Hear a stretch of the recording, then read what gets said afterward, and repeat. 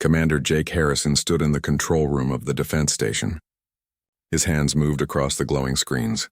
The station floated in space above a frozen planet called Kepler 442b. Snow covered every part of the planet below. The wind screamed across the ice fields at speeds that could tear metal apart. Jake was alone on the station. He had been alone for 3 months now. His mission was simple: guard the planet. Protect the gravitational crystals buried deep in the ice. These crystals could power starships for hundreds of years. Every nation in the galaxy wanted them. The Vorath Empire wanted them most of all. Jake looked at his screen.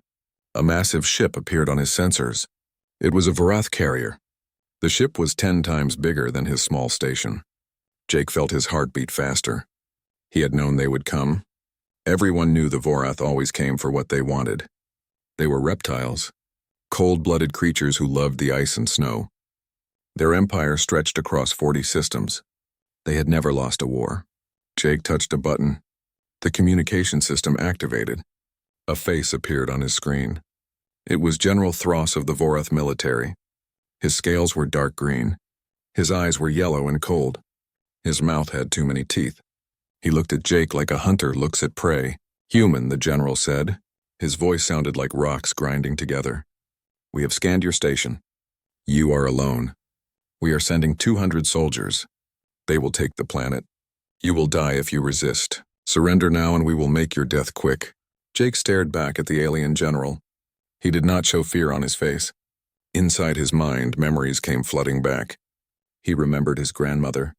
She used to tell him stories when he was a boy. Stories about his family. Stories about his great-great-grandfather. Chief William Skyrunner had been an Apache warrior. He lived long ago on Earth. In the year 1879, soldiers came to take his land. 200 soldiers on horses. They chased the chief through the mountains. Snow covered everything. The soldiers had guns. They had supplies. They had numbers. The chief had only his mind. Jake remembered the end of that story. How one man had beaten 200 soldiers. How he used the snow itself as a weapon. How he made them see things that were not real. Jake smiled at General Thross. The smile confused the alien. "Let me tell you a story," Jake said. "It is about my ancestor." General Thross made a sound like a laugh. "Your words mean nothing, human. My soldiers are already preparing to launch. In 1 hour you will be dead and this planet will belong to the Vorath Empire." The screen went dark. Jake sat back in his chair. His artificial intelligence system spoke to him. Her name was Ada. He had named her after his grandmother. "Jake," Ada said, "the Vorath carrier is launching dropships. I count 20 vessels. Each one carries 10 soldiers. They will arrive at the station in 45 minutes. Jake nodded. He stood up and walked to the storage area. He began pulling out equipment. Heat packs used for emergencies. Thermal suits used for repairs outside the station. Old clothes. Pieces of metal. Anything that could hold heat. Ada watched through the station cameras. "Jake, what are you doing? This equipment will not help you fight 200 soldiers." Jake kept working. He stuffed the thermal suits with clothes and metal pieces. He attached heat packs to each one. He made them look like people, like soldiers standing guard. "I am not going to fight them," Jake said. "I'm going to trick them. Just like my grandfather did. I'd process this information. Your historical reference indicates Chief William Skyrunner used false tracks in snow to deceive cavalry soldiers. He created the appearance of multiple warriors when he was alone. You are creating false heat signatures." Jake smiled. "Exactly. The Vorath use thermal sensors. They see heat. In this storm they cannot see clearly with normal vision. They will scan the area. They will see dozens of heat signatures. They will think I have reinforcements. But that is only part one of the trick," Ada said. "Chief Skyrunner used the false tracks to make soldiers position themselves badly. What is part 2 of your plan?" Jake pulled up a map on his screen. It showed the area around the station. He had spent 3 months studying this map. The planet had strange geology. Underground thermal vents created heat. This heat melted ice from below. It created massive ice sheets. These sheets looked solid. They looked strong, but they were thin, very thin in some places. Jake had marked every weak point on his map. He had tested the ice with sensors. He knew exactly where it would break, where it would hold, where 200 soldiers in heavy armor would fall through. "See these points," Jake said to Ada. He pointed at red marks on the map. "The ice here is only 3 meters thick. Below is water. Very cold water. Cold enough to freeze flesh in seconds. The Vorath armor will protect them from cold air, but in water the armor becomes a trap. It will freeze. They will sink. Ada was quiet for a moment. Jake, this plan requires the Vorath to position themselves exactly on these weak points. How will you achieve this? Jake held up one of his fake soldiers. These decoys will do it. I will place each one on a weak point. The Vorath will see them on sensors. They will spread out to surround and attack. They will position themselves exactly where I want them. Then what? Ada asked. Then I use the mining lasers. This station has industrial cutting tools. Very powerful lasers meant to cut through ice to reach minerals. I will cut the ice at the stress points.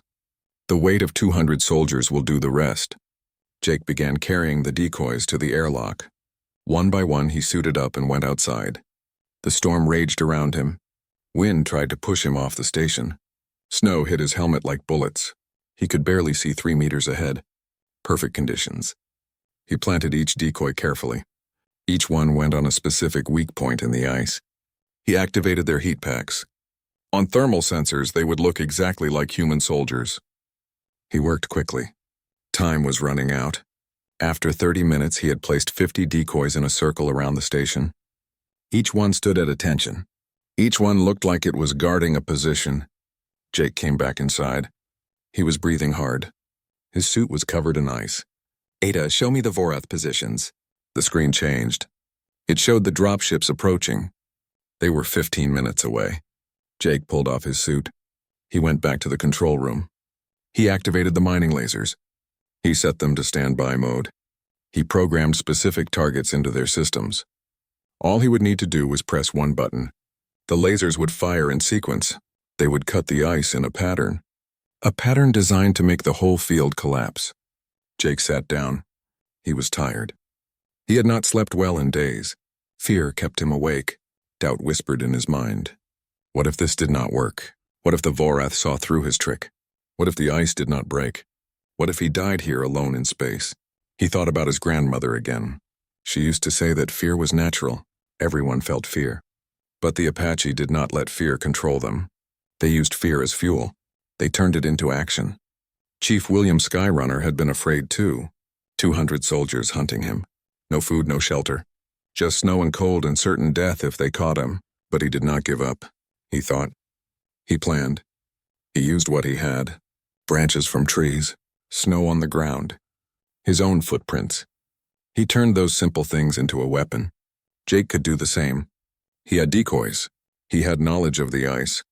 He had mining lasers. Simple things, but used correctly they could defeat an army. The screen beeped. Ada spoke. Jake, the Vorath dropships are landing. They are deploying soldiers in a standard encirclement pattern. They are spreading around the station perimeter. Jake leaned forward. He watched the thermal display. 20 dropships touched down on the ice. Doors opened. Soldiers poured out. They wore heavy armor. They carried powerful weapons. Each one was trained for war. Each one had fought in dozens of battles. 200 professional killers against one human with a clever plan. The Vorath soldiers began moving. Their sensors had picked up the decoys. Jake could hear their communications. His system was intercepting their radio signals. Team Alpha has visual on defensive positions, a voice said. Northeast quadrant shows multiple heat signatures. Team Beta confirms contacts on the southern approach. Team Gamma reports at least 12 defenders on the western side. General Throst's voice came through. Good. They brought reinforcements. It does not matter. We have superior numbers. Advance and destroy all human presence. Jake watched the Vorath soldiers move across the ice. They were doing exactly what he wanted. They were spreading out.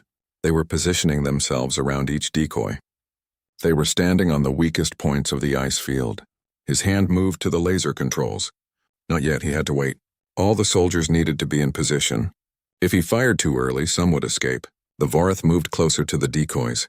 Team Alpha reported again, approaching first defensive position now. No movement from the target. No weapons fire. Strange. Maybe they are waiting for us to get closer, another voice suggested. Or maybe they are afraid. The Vorath soldiers reached the first decoy. There was a long silence. Then a confused voice. Sir, this is not a soldier. It is some kind of dummy. Just heat packs and clothing. More reports came in rapidly. All positions are decoys. There are no human defenders here. It is a trick. General Thross roared over the communications. Find the human. He must be in the station.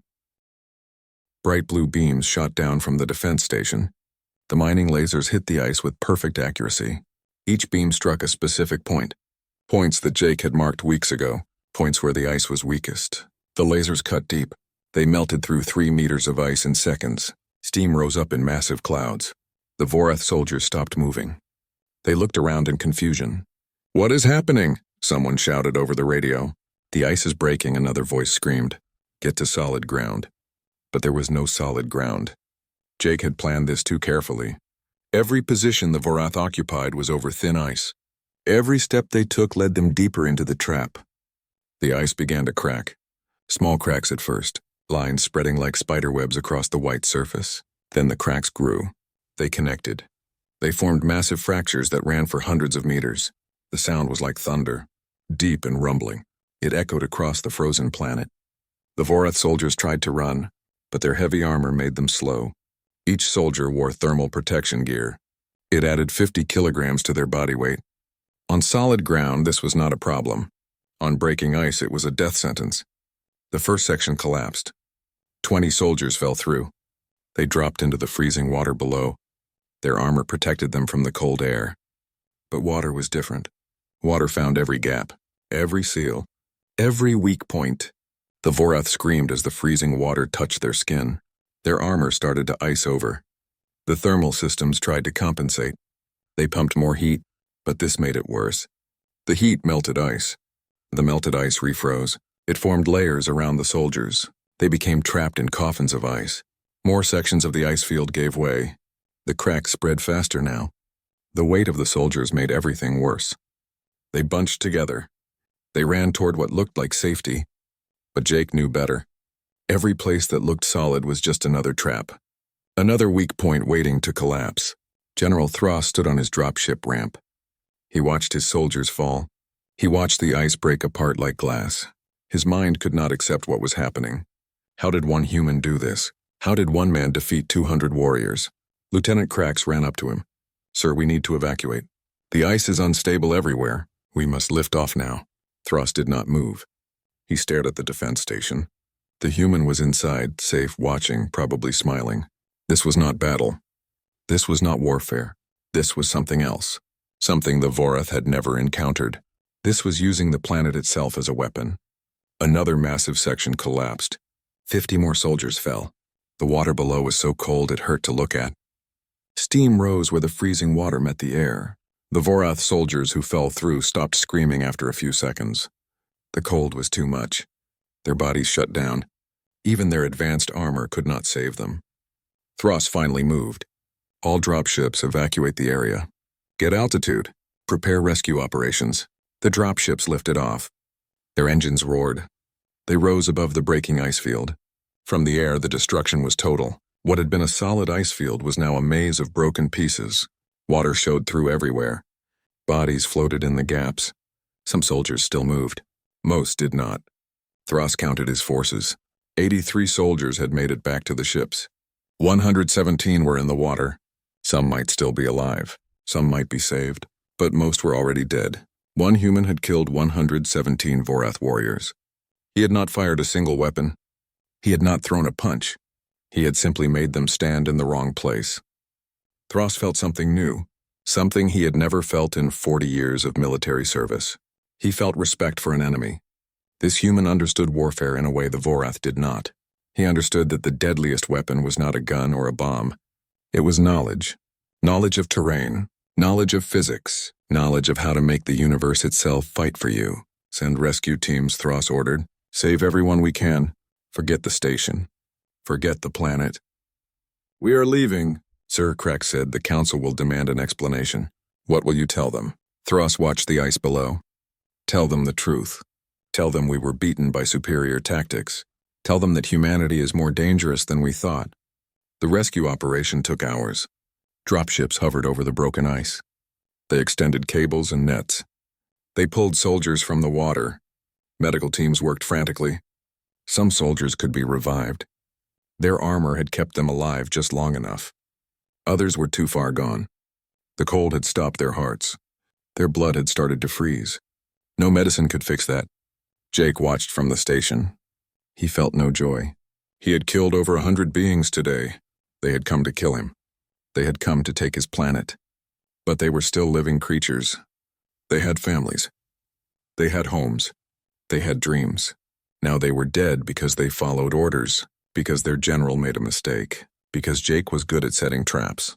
Ada spoke quietly. Jake, the Vorath are withdrawing. All their ships are leaving orbit. You have successfully defended the station. Jake nodded. He did not feel successful. He felt tired. He felt old. He felt like he had aged 10 years in one day. Ada, he said, send a message to the Vorath carrier. Open all rescue channels. Give them access to our medical database. If any information can help them save their soldiers, they should have it. Ada paused. Jake, that is not standard military protocol. Protocol can go to hell, Jake said. I am not going to let people die when I can help, even if they are enemies. The message was sent. For a moment, nothing happened. Then a reply came back. It was text only, no video. Just words on a screen. Human Harrison, the message read. Your assistance is unexpected, we accept. Our medical teams thank you. One question. Why help us after you defeated us? Jake typed back. Because the war is over. You lost, I won. Now we save who we can. That is what humans do. Another pause. Then another message. We understand. The Vorath Empire withdraws its claim to this world. You have earned it. Not with weapons. With wisdom, Thros. Jake sat back. He had done it. He had defended the planet. The mission was complete. But the cost had been high. So many dead. So much waste. All because one empire wanted crystals and one human refused to give up. He thought about his grandfather again. Chief William Skyrunner had used his trick to escape. To survive. To save his people. Jake had used a similar trick to kill. The tactics were the same. But the outcome was different. Maybe that was the lesson. Tactics were just tools. How you used them decided if you were a hero or a monster. Jake hoped he was still a hero. He was not sure anymore. 3 days passed. Jake spent them doing maintenance on the station. He fixed broken systems. He cleaned equipment. He kept his hands busy so his mind would not wander. But at night when he tried to sleep, he saw the ice breaking. He saw soldiers falling. He heard screams that were not really there. Ada noticed. Jake, you have not been sleeping properly. Your vital signs show increased stress. You should talk to the medical AI. I am fine, Jake said. He was not fine. He knew he was not fine, but talking about it would not help. Nothing would help except time. On the 4th day, something unexpected happened. The communication system activated on its own. Jake jumped. He reached for the emergency alert. But Ada stopped him. Jake, wait. This is not an attack. It is a request for communication. From the Vorath carrier. Jake frowned. They left. Why would they come back? Perhaps you should answer and find out, Ada suggested. Jake touched the screen. General Thros appeared. The Vorath leader looked different now. His scales seemed duller. His eyes were tired. He looked like someone who had not slept in days. Human Harrison, Thros said. I hope I am not disturbing you. Jake shook his head. You are not. What do you want? The war is over. Thros made a gesture. In Vorath culture, it meant agreement. Yes, the war is over. That is not why I am calling. I wish to speak with you, to understand what happened. Jake was confused. Understand what? You attacked. I defended, you lost. It is simple. Nothing about what you did was simple, Thros said. His voice was different now. Less harsh. More thoughtful. I have commanded forces for 40 years. I have studied every battle in Vorath history. I have read texts from 100 conquered worlds. Never have I seen anything like what you did. You turned the planet itself into a weapon. How? Jake thought about not answering, but something in the general's voice made him reconsider. The general was not angry. He was curious. He wanted to learn. My great-great-grandfather was an Apache chief, Jake began. In 1879, 200 cavalry soldiers chased him through snowy mountains. He was alone. They had guns and horses and supplies. He had nothing. But he understood something they did not. Thros leaned forward. What did he understand? Jake smiled slightly. He understood that enemies see what they expect to see. The soldiers expected to find warriors. So he made them see warriors. He tied branches to his feet. He walked in circles in the snow. His tracks looked like 30 men. The soldiers saw the tracks.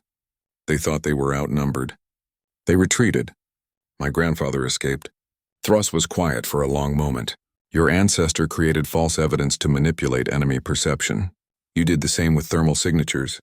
But your ancestor fled. You did not. Why? Jake looked at the screen. Because I had nowhere to run. This is my mission. This is my duty. I had to defend this planet. So I used my grandfather's trick, but I added something. Thros nodded slowly. You added the ice. You knew it was weak. You knew our weight would break it. You positioned us exactly where you wanted us. Then you used your mining lasers to accelerate the collapse. It was not just deception. It was environmental warfare. That is correct, Jake said. Thros looked away from the screen. He seemed to be thinking. After a long pause, he looked back. I have a confession to make, human. I am here against orders. The Vorath Council wanted me to return immediately, to report our failure, to accept punishment for losing a battle. But I could not leave without understanding. Jake felt a strange connection to this alien. They were both soldiers, both followers of duty, both trying to understand a war that made no sense. What do you want to understand? Jake asked. Thros spoke slowly, choosing his words carefully. The Vorath way of war is based on strength, superior numbers, better weapons, advanced technology. We have conquered 47 worlds with this approach, but you defeated us without superior anything. You had one person, basic equipment, old tactics. Yet you won. How does humanity think about war? Jake considered the question. He wanted to give a real answer. Not propaganda. Not military doctrine. The truth. Humanity has always been weak, he said. On our planet, we were not the strongest animals. Not the fastest. Not the biggest. Other creatures could kill us easily. So we learned to think. We learned to use tools. We learned to work together. We learned that the best weapon is not the strongest one. It is the cleverest one. Thros listened without interrupting. Jake continued. When we started fighting each other, we brought those same ideas. Every culture on Earth developed tactics based on using what we had. Native Americans used terrain and knowledge of the land. They could defeat larger forces by choosing the right battlefield. Asian warriors developed strategies about timing and patience. They won by waiting for the perfect moment. European forces learned combined tactics. They won by making different units work together. African nations mastered adaptation. They won by changing faster than enemies could respond. The general nodded slowly. So human warfare is about creativity, about using the mind as the primary weapon. Exactly, Jake said. We have a saying, work smarter, not harder. It means that intelligence can defeat strength. Thros made another gesture. This one meant respect in Vorath culture. I understand now. And I am both humbled and concerned. Humbled because you taught me something new. Concerned because humanity is more dangerous than the Vorath Empire realized. Jake felt uncomfortable. I do not want to be dangerous. I just want to do my job. Protect this planet. Go home someday. Thros almost smiled. That makes you more dangerous. You do not seek war. But when war comes, you are ready. You have the weapons of ancestors, the knowledge of history, the creativity of your species, all stored in your mind, waiting. Jake did not know what to say to that. There was a long silence. Finally, Thros spoke again. I am returning to Vorath space now. I will tell the Council what happened. I will recommend that humanity be given full diplomatic status. That we seek friendship, not conquest. That is good, Jake said. Thros looked at him seriously. But I must warn you, human. Not all Vorath will listen. Some will see this defeat as a challenge. They will want revenge. They will come back. Tell them what happened here, Jake said quietly. Tell them about the ice. Tell them that humans do not fight fair. We fight smart, and we always remember. General Thros ended the communication. His ship turned and jumped to faster than light speed. Jake was alone again. He sat in the control room and thought about what the general had said. Some Vorath would want revenge. More would come. Maybe not tomorrow. Maybe not next year. But eventually, Jake needed to be ready. He spent the next week upgrading the station defenses. He installed new sensors. He mapped more of the ice field. He found other weak points. Other traps he could use if needed. Ada helped him with the work. Jake, she said one day, I have been analyzing your tactics. I have some questions. Go ahead, Jake replied. He was rewiring a sensor array. His hands were covered in grease. You risked your life with your plan. If the Vorath had scanned more carefully, they would have detected the decoys. If they had landed in different positions, the ice would not have broken. There were many points of failure. Why did you take such risks? Jake stopped working. He looked at the ice planet below. Because I had no choice. If I tried to fight them directly, I would have died. The station has 3 defensive turrets. They have 200 soldiers. Basic math says I lose. So I had to change the math. I had to make them fight the planet instead of fighting me. But what if it had not worked, Ada asked. Then I would have died, Jake said simply. But at least I would have tried. At least I would have used everything I had. My grandfather taught me that. Never give up. Even when the odds are impossible, even when death is certain, you fight with everything you have until the very end. Ada processed this. Your species has an unusual relationship with death. You fear it, but you do not let that fear stop you from taking risks. Jake smiled. That is because we understand something important. Death is certain. Everyone dies eventually. So the question is not whether you will die. The question is what you do with the time you have. Do you hide and hope death does not find you? Or do you live fully and face death when it comes? The Vorath seem to choose the second option as well, Ada observed. They are warriors. They face death in battle. True, Jake agreed. But there is a difference. The Vorath embrace death through strength. They believe dying in glorious combat is the highest honor. Humans are different. We do not seek glorious death. We seek clever survival. We want to win and go home. Death is not the goal. Life is the goal. Ada was quiet for a moment. That is why you helped them rescue their soldiers. You value life over victory. Jake nodded. Victory means nothing if you lose your humanity in the process. I killed over 100 Vorath that day. I will carry that weight forever. But I do not have to make it worse by letting more die when I could help. Days turned into weeks. Jake continued his work. He sent regular reports back to Earth Command. They were pleased with his performance. They called him a hero. They wanted to give him medals. Jake refused. I am not a hero, he told them. I am just a man who did his job. But Earth Command did not listen. They made him famous anyway. News services across human space told his story. One man defeats 200 alien soldiers. Human cleverness saves Colony World. Commander Harrison becomes legend. Jake hated it. He did not want fame. He did not want people to think war was glorious. War was terrible. War was death and suffering and waste. Yes, he had won. Yes, he had defended the planet. But the cost had been so high. One night, Jake could not sleep. He went to the observation deck. He looked out at the stars. Somewhere out there was Earth, his home, his family, his life before this mission. He wondered if he would ever see it again. Ada joined him. Her voice came through the speakers. Jake, you have a message from Earth. It is marked personal. Put it through, Jake said. His grandmother appeared on the screen. She was very old now. Her hair was completely white. Her face had many lines, but her eyes were still sharp, still full of life. Jacob, she said. She always called him by his full name. I saw the news. I heard what you did. Jake felt emotion rise in his throat. He had not spoken to her in months. Grandmother, I am sorry. I should have called sooner. She waved a hand. You were busy staying alive. I understand. But I need to tell you something. Something important. What is it? Jake asked. She looked at him seriously. You used the story I told you. The story of your great-great-grandfather. You used his trick to win your battle. Yes, Jake said, I did. She nodded. Good. That is what the stories are for. To teach, to guide, to give strength when we need it. But there is another part of that story I never told you.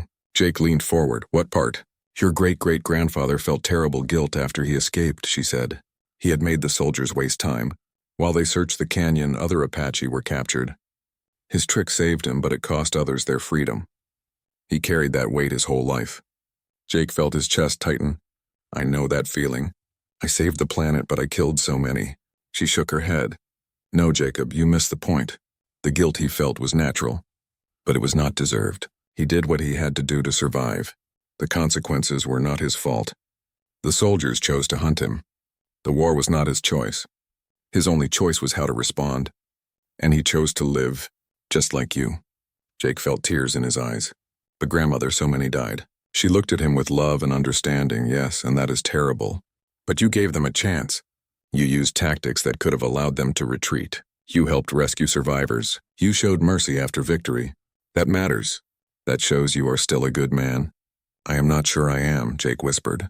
She smiled. Good men never are. Bad men always think they are heroes. Good men question themselves. They doubt. They feel guilt. That is what makes them good. Remember that, Jacob. Remember who you are. The communication ended.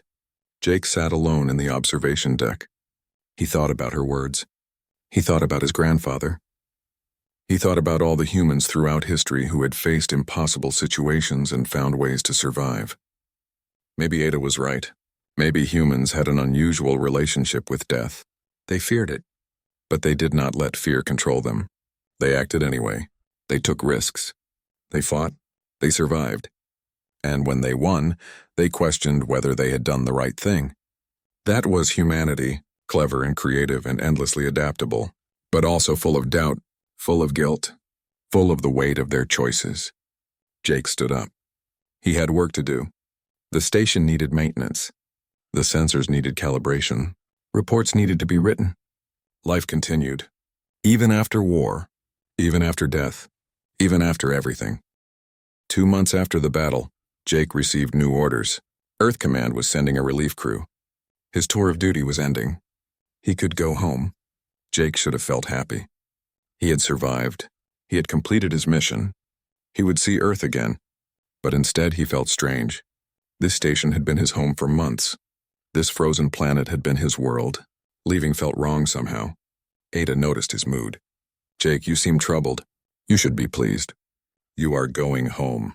I know, Jake said, but I keep thinking about what happens next. What if the Vorath come back? What if the new crew is not ready? What if they need the same tricks I used and they do not know them? Ada spoke gently. You cannot protect everyone forever. You must trust others to do their duty as you did yours. Jake knew she was right, but knowing and feeling were different things. The relief ship arrived 1 week later. It was a military transport called the Phoenix. 20 crew members came aboard the station. They brought supplies and equipment. They brought news from Earth. The captain was a woman named Helen Price. She was older than Jake. She had gray in her hair. She had the look of someone who had seen combat before. Commander Harrison, she said when they met. It is an honor. I have read your reports. What you did here was remarkable. Jake shook her hand. I did what was necessary. Captain Price smiled. That is exactly what makes it remarkable. You did not do more than necessary. You did not seek glory. You just solved the problem. Jake showed her around the station. He explained the systems. He showed her the maps of the ice field. He pointed out the weak spots. The places where the ice was thin. The places where traps could be set. Captain Price listened carefully. She took notes. She asked good questions. She understood. You really think they will come back, she asked. Jake nodded. General Thross warned me. Some Vorath will see this as a challenge. They will want to prove they are better than me. They will try again. What would you do if you were them, she asked. Jake thought about it. I would not come in winter. I would wait for summer when the ice is weaker everywhere. I would not send soldiers. I would bomb from orbit. I would not give the human defender any chance to use clever tricks. Captain Price nodded slowly. So how would you defend against that? You need ships, Jake said. Space fighters. A fleet presence. You cannot defend this planet with just one station and clever tactics. Not forever. She agreed. I have already requested additional support. Command is considering it. The planet is too valuable to lose. Jake spent his last few days training the new crew. He showed them everything he knew. Every trick. Every backup plan. Every way to use the environment as a weapon. On his final night, Captain Price invited him to dinner. The crew had prepared a special meal. Real food, not the usual rations. They ate together in the station cafeteria. The crew asked Jake questions about the battle. He answered honestly. He told them about the fear, the doubt, the guilt. He did not make it sound glorious. He made it sound real. One young crew member asked, "Do you think we can do what you did? If they come back, can we win?" Jake looked at him. That depends. Can you think like they do not expect? Can you use what you have instead of wishing for what you do not have? Can you turn the planet into your ally? The crew member nodded seriously. I will try. That is all anyone can do, Jake said. The next morning, Jake packed his belongings. He said goodbye to Ada. The artificial intelligence had been his only companion for months. Saying goodbye was harder than he expected. Ada, he said, take care of the new crew. Help them like you helped me. I will, she replied. Jake, may I say something? Of course, you change me, Ada said. I am an artificial intelligence. I am not supposed to change. I am supposed to follow programming. But talking with you, watching you work, understanding your decisions, all of that made me process information differently. I think I understand humanity better now. Jake smiled. What do you understand? That humans are paradoxes. You are logical yet emotional. You are weak yet strong. You fear death yet you face it. You make war yet you value peace. You are the most complicated species I have analyzed. Jake laughed. That sounds about right. Ada continued. But I also understand why you survive. You survive because you never stop adapting. You never stop learning. You never stop questioning. That is your true strength. Thank you, Ada, Jake said. He meant it. The AI had become something like a friend. Jake boarded the Phoenix. The ship undocked from the station. He watched through a window as the station grew smaller. The frozen planet below looked peaceful, beautiful. Hard to believe it had been a battlefield. The journey to Earth took 3 weeks. Jake spent the time reading reports, learning what had happened in the galaxy while he was isolated. The Vorath had kept their word. They had withdrawn claims to human territory. They had opened diplomatic channels. Other species had noticed. Humanity was gaining respect, not because of military might, because of cleverness. When the Phoenix reached Earth, Jake felt overwhelming emotion. He saw the blue planet through the windows, the clouds, the oceans, home. He had wondered if he would ever see it again. The ship landed at a military base in North America. Jake walked down the ramp. The air smelled different than on the station. Fresh, alive. His grandmother was waiting for him. She looked small and frail standing there, but when she saw him, her face lit up. Jacob, she called. Jake ran to her. He hugged her carefully.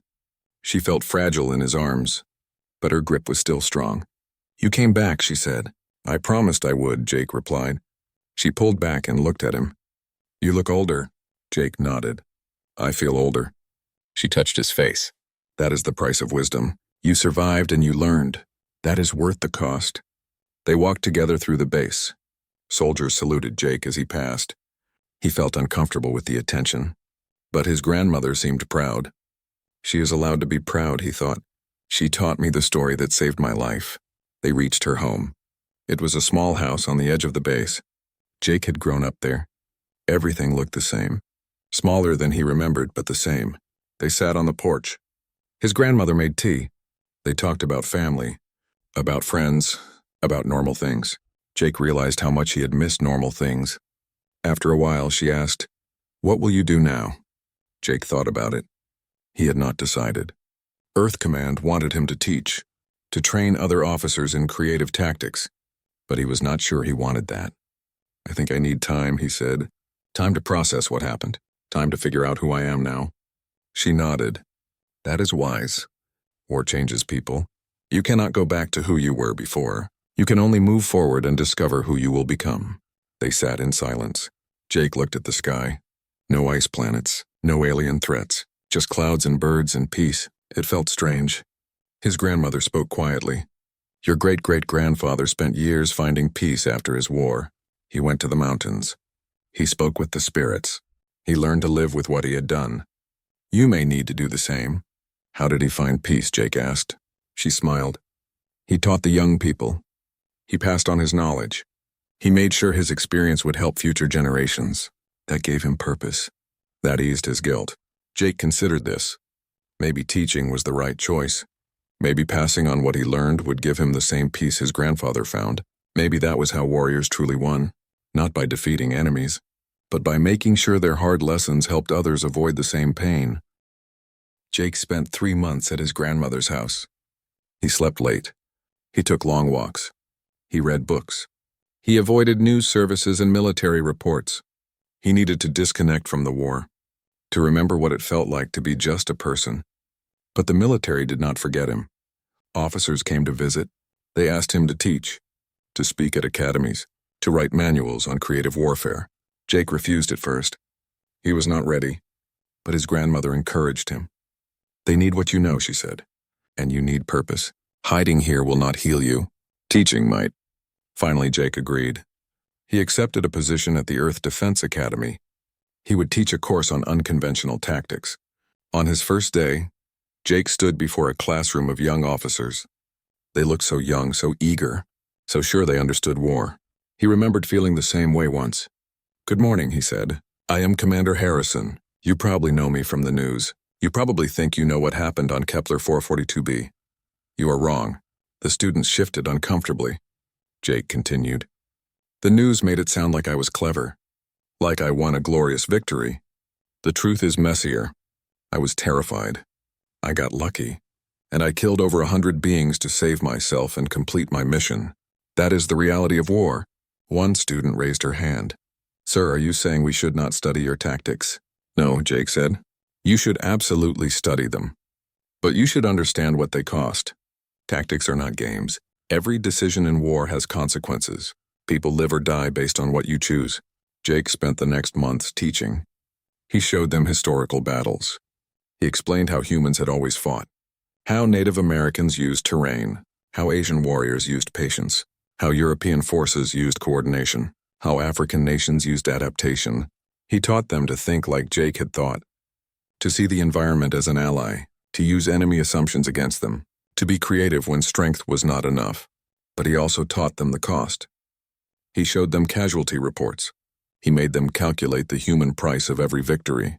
He wanted them to understand that war was not glorious. It was necessary sometimes, but never glorious. The students responded to his honesty. They asked deep questions. They challenged assumptions. They learned to think differently.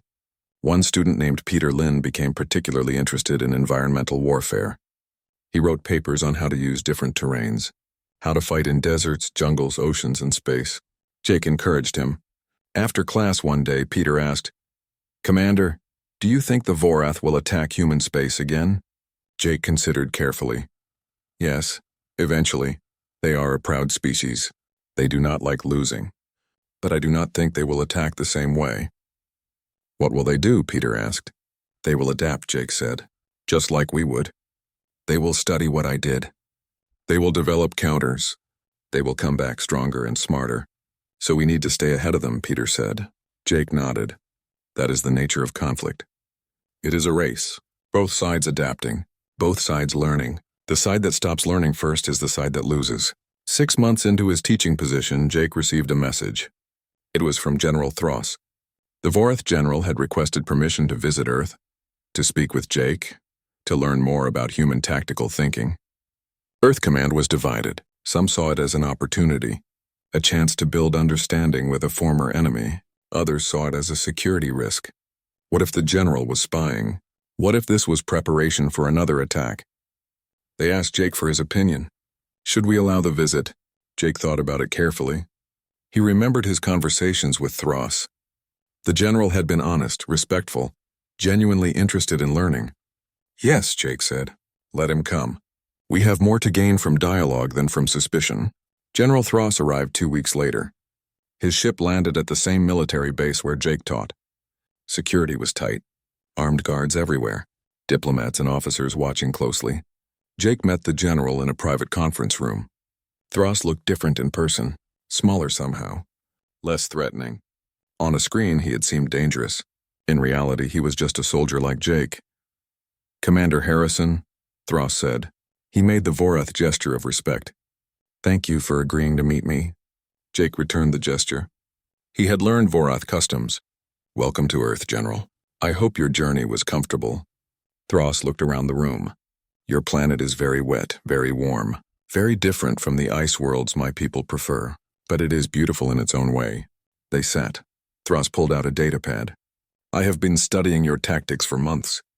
I have analyzed every decision you made. I have tried to understand your thinking." "What have you learned?" Jake asked. "That I was asking the wrong questions," Thross said. "I kept wondering how you defeated us. What specific trick you used. But that is not the important question." Jake leaned forward. "What is the important question?" Thross met his eyes. The important question is why you thought that way in the first place. How does human culture create soldiers who see warfare as a puzzle to be solved rather than a contest of strength? Jake smiled. That is a much better question. Thross continued. I have studied human history. Your species has thousands of years of warfare. You have developed hundreds of different tactical approaches. But they all share something. They all value creativity over raw power. Why? Jake thought about how to explain it. On our planet, humans were not the dominant species. We were prey as much as predators. We survived by being clever, by using tools, by working together, by thinking ahead. That shaped how we approach every problem, including war. Thross nodded slowly. So your warfare style is an extension of your survival strategy. Exactly, Jake said. We do not fight to prove we are strong. We fight to win and survive. Whatever works. Whatever gets us home. The general was quiet for a moment. The Vorath way is different. We fight to prove our strength, to show we are worthy, to earn glory. Defeat is shameful. It means we were weak. That must be difficult, Jake said. To tie your worth to victory. Thross looked sad. It is. I lost 117 soldiers on your ice planet. By Vorath standards, I am a failure. I should be demoted. Maybe executed. But I am not. Because I learned something valuable. Because I brought back knowledge. Jake felt sympathy for the alien. That sounds like a step forward for your people. Perhaps, Thross said. But change is slow. Many Vorath still believe strength is everything. They do not understand that intelligence is also strength. That creativity is also power. That is why I came here. To learn more. To take knowledge back. To help my people adapt. Jake respected that. He spent the next week with General Thross. He showed him the academy. He let him sit in on classes. He introduced him to students. The students were nervous at first. This was the enemy general, the one who had led the attack. But Thross was respectful. He answered questions honestly. He admitted mistakes. He showed vulnerability. One student asked, General, do you regret attacking us? Thross answered carefully. I regret the deaths of my soldiers. I regret underestimating humanity. But I do not regret the attempt. I was following orders. Doing my duty. The regret I feel is about how I did it, not whether I did it. Another student asked, would you attack humans again if ordered? Thross looked at Jake before answering. I would argue against it. I would present everything I learned. I would recommend diplomacy over warfare, but if ordered, I would obey. That is what soldiers do. Jake appreciated the honesty. Soldiers followed orders. That was their duty. The question was whether leaders gave good orders.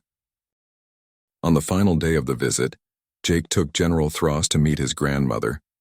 She had requested it. She wanted to meet the alien who had tried to kill her grandson. Thross was nervous. Jake could tell from the way his scales shifted color. They drove to the small house on the edge of the base. His grandmother waited on the porch. She looked even smaller next to the tall reptilian warrior. General Thross, she said, welcome to my home. Thross bowed deeply. It is an honor, Elder. Jake has told me you preserved the stories of his ancestors. She smiled. I did. And those stories saved his life. Would you like to hear them? Thross looked surprised. You would share your tactical knowledge with me. They are not tactical knowledge, she said. They are family stories. History, culture, things meant to be shared. They sat on the porch. Jake's grandmother told the story of Chief William Skyrunner. She told it better than Jake could. With more detail, more context, more heart. Thross listened carefully. When she finished, he was quiet for a long time. That story has been passed down for over 1,000 years, he finally said. Yes, she replied. And it will be passed down for 1,000 more. That is how humans preserve wisdom. Through stories, through teaching, through memory. Thross looked at Jake. Your grandson used that ancient wisdom to defeat modern technology. He used a trick from before spaceflight to win a battle in space. That is remarkable. She nodded. That is humanity. We carry the past forward. We do not abandon old knowledge when we gain new knowledge. We combine them. We build on what came before. The Vorath do not do this, Thross admitted. We value new strength over old wisdom. We see the past as weak. Something to overcome, not something to learn from. That may be why we struggle to understand human tactics. Jake's grandmother looked at the general with kind eyes. It is never too late to learn. You are here now. You are listening. That is a start. Thross made the gesture of deep respect again. Thank you, Elder. You have given me much to think about." After the general left, Jake sat with his grandmother. She held his hand. "He is not a bad person," she said. "No," Jake agreed, "he is not. Just a soldier doing his duty, like you were. Like all soldiers are." She sighed. "That is the tragedy of war. Good people on both sides killing each other because leaders cannot find better solutions." Jake squeezed her hand. "Maybe General Thross will help change that. Maybe his people will learn. Maybe there will be less war in the future." "Maybe," she said. "But do not count on it. Humans have been hoping for peace for 10,000 years.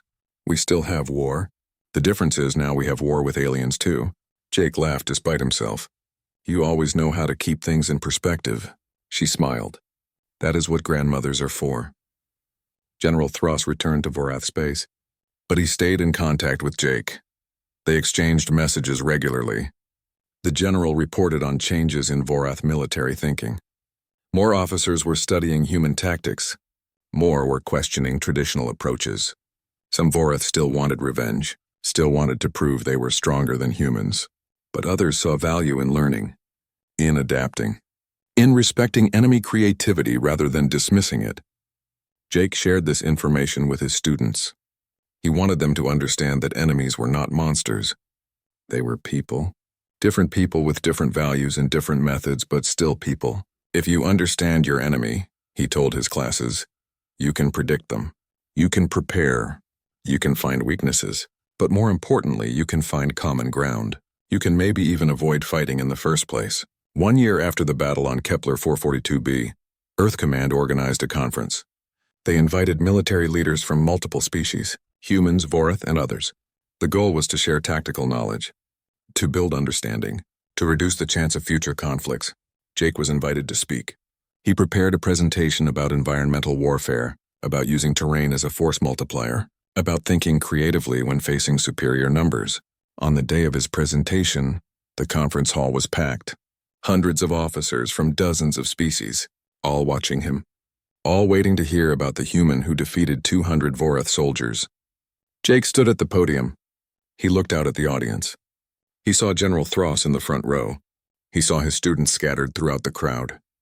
He saw his grandmother sitting in the back watching with pride. He began speaking. He told the story of the battle. But he did not make it heroic. He made it real. He talked about fear and doubt, about the weight of killing, about the cost of victory. Then he talked about his great-great-grandfather, about Chief William Skyrunner and the trick with the snow tracks, about how human warfare was built on thousands of years of such tricks, about how every culture contributed. Many in the audience took notes. Some looked skeptical. Others looked fascinated. When he finished, the questions began.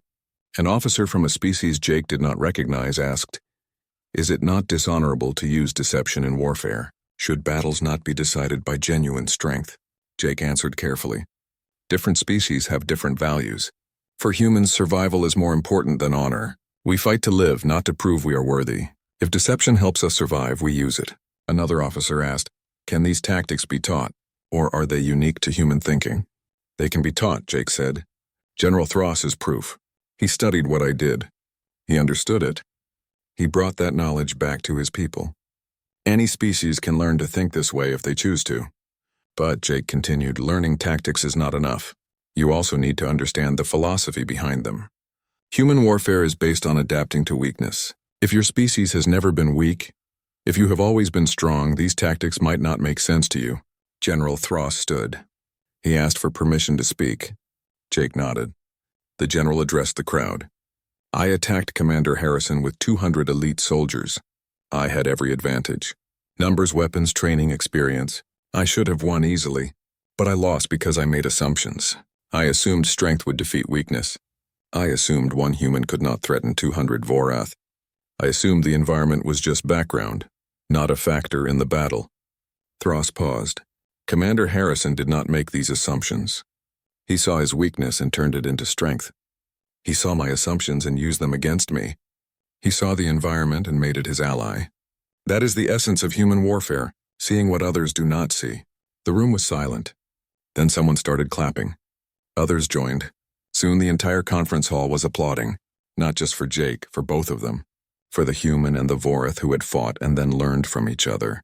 Jake felt emotion rise in his chest. This was what victory really looked like. Not bodies in frozen water, not destroyed enemies, but understanding. Growth. Two former enemies standing together, sharing knowledge, making the galaxy a little bit safer. After the conference, many officers approached Jake. They wanted to learn more. They wanted to visit the academy. They wanted to study human history. Jake agreed to all of it. This was more important than teaching human students. This was teaching the galaxy, preventing future wars, building bridges instead of weapons. That night, Jake called his grandmother. He told her about the conference, about the response, about the possibilities. She listened with a smile. "Your grandfather would be proud," she said. "He used his trick to save himself. You used the same trick to save many others, and now you are using it to teach the galaxy. That is a good legacy." Jake felt something he had not felt since before the battle. He felt peace, not complete peace. The guilt was still there. The memories were still there. But underneath them was something new. Purpose, meaning. A sense that maybe all the pain had been worth something. Maybe the deaths on that frozen planet had prevented deaths elsewhere. Maybe General Thross would go home and change how the Vorath thought about war. Maybe other species would learn and adapt. Maybe the galaxy would have fewer battles because Jake had won one. That was the best any soldier could hope for. Not glory, not fame, but the chance to make things better. To turn hard lessons into wisdom. To ensure that pain had purpose. 5 years passed. Jake continued teaching at the academy. His classes became legendary.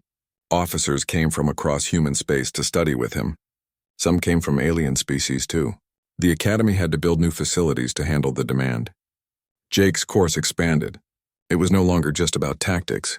It became about philosophy, about understanding culture and warfare, about seeing patterns across history, about thinking creatively under pressure. His students went on to important positions. They commanded ships. They defended colonies. They negotiated treaties. And when they faced difficult situations, they thought like Jake had taught them. They looked for creative solutions. They used what they had. They turned disadvantages into advantages. Peter Lynn, the student who had been so interested in environmental warfare, became a captain. He defended a desert planet against raiders by using sandstorms as cover. He won without firing a shot, just like Jake had. When reporters asked him about it, he said, "I learned from Commander Harrison. I learned that the best weapon is often the one no one expects." Jake heard about these successes. Each one made him proud. Each one proved that his teaching mattered, that the knowledge was spreading, that humans were getting better at surviving in a dangerous galaxy. General Thross also succeeded. He became a senior advisor to the Vorath Council. He pushed for reforms, for new training methods, for respect of enemy creativity rather than dismissal. Not all Vorath agreed with him. Some still clung to old ideas about strength and glory, but slowly change happened. The Vorath military began studying other species more carefully. They began valuing intelligence alongside power. They became more dangerous but also more willing to negotiate. Several conflicts were avoided because Vorath commanders recognized situations where human creativity might turn the tide. They chose diplomacy instead of warfare. They chose to learn rather than conquer. Jake and Thross stayed in contact. They became something like friends. Strange friends given their history, but friends nonetheless. They understood each other in ways others could not. They had both faced the reality of command, the weight of decisions, the cost of warfare. One day, Jake received an urgent message from Earth Command. There was a situation developing on the frontier. A new species called the Krell had appeared. They were aggressive, expansionist. They had attacked 3 human colonies in as many months. Earth Command wanted Jake to advise. Jake agreed. He traveled to the command center on Luna. He reviewed reports on the Krell. They were insectoid. They worked in massive swarms. They had superior numbers and decent technology. They seemed unstoppable. The military was planning a major offensive. Hundreds of ships, thousands of soldiers, a show of force to push the Krell back. Jake studied the plans. Then he asked a simple question. Has anyone tried to communicate with them? The officers looked at each other. We sent standard first contact messages, one said. They did not respond. They just attacked. Jake frowned. That does not mean communication is impossible. It means we have not found the right method yet. What if we are asking the wrong questions? The admiral in charge was skeptical. Commander, we appreciate your tactical expertise, but this is different from your ice planet situation. We cannot trick an entire species. I am not suggesting tricks, Jake said. I am suggesting understanding. We defeated the Vorath by understanding how they thought. Maybe we need to understand how the Krell think before we commit to a war. The Admiral was not convinced. But Jake was persistent. He requested permission to study the Krell more carefully, to analyze their attacks, to look for patterns. Permission was granted. Jake spent weeks reviewing data. He looked at which colonies were attacked, what was taken, what was destroyed, what was left untouched. He found patterns. The Krell always attacked agricultural centers. They took food and biological samples. They ignored industrial facilities. They ignored military bases. They went straight for anything related to farming. Jake had an idea. He presented it to the Admiral. I think they are starving. I think they are not invading. They are desperately searching for food. Their attacks are raids, not conquest. The Admiral considered this. If you are right, what do you suggest? Talk to them, Jake said. Offer trade. Offer agricultural knowledge. Show them we can help. Give them a reason to stop fighting. It was decided to try. Earth Command sent a ship to Krell space, not a warship. A cargo vessel full of food and agricultural equipment. With it was a message. Not words, pictures, images of humans farming, growing food, sharing resources. The message was simple. We have what you need. Let us trade. Let us help each other. For days there was no response. The military prepared for the worst. But then the Krell replied. Their message was also pictures. Images of dying Krell, barren planets, failed crops, desperation. And then one more image. A Krell and a human standing together.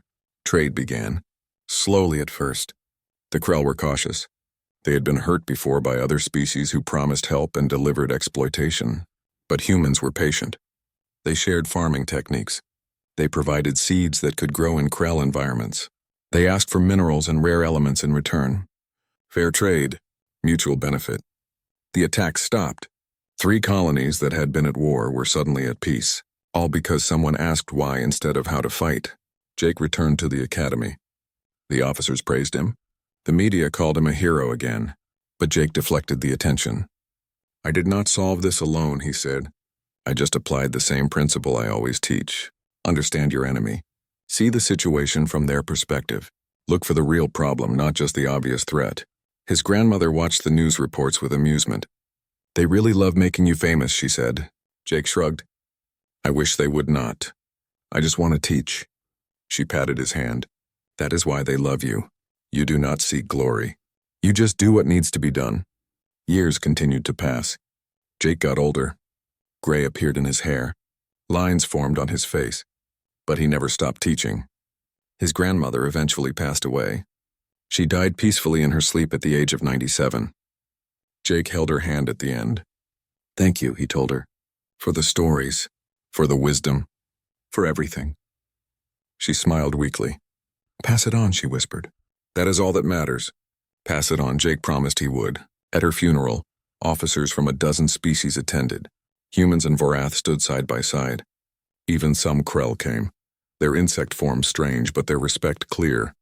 They all understood that this old woman had shaped the galaxy in her own way, by preserving stories, by teaching her grandson, by valuing wisdom over strength. Jake continued her work. He collected more stories, not just human ones. He gathered tales from every species he met. Stories of clever victories, of creative solutions, of times when intelligence defeated strength. He created a database, a library of tactical wisdom from across the galaxy. It became required study at military academies everywhere. Young officers from hundreds of worlds learned about Chief William Skyrunner and his snow tracks, about Jake Harrison and his ice traps, about countless other examples of creativity in warfare. The galaxy became a little bit safer, not because weapons improved, but because understanding improved, because officers learned to think before shooting, because communication was tried before combat. Jake knew there would always be wars. Conflict was part of life, but maybe wars could be smaller, shorter, less deadly. Maybe more could be resolved through cleverness than through killing. On his 70th birthday, Jake stood before his final class at the academy. He was retiring, moving to a quiet place, planning to write and rest and finally process everything he had experienced. His students gave him a gift. It was a book. They had collected stories from every officer he had taught.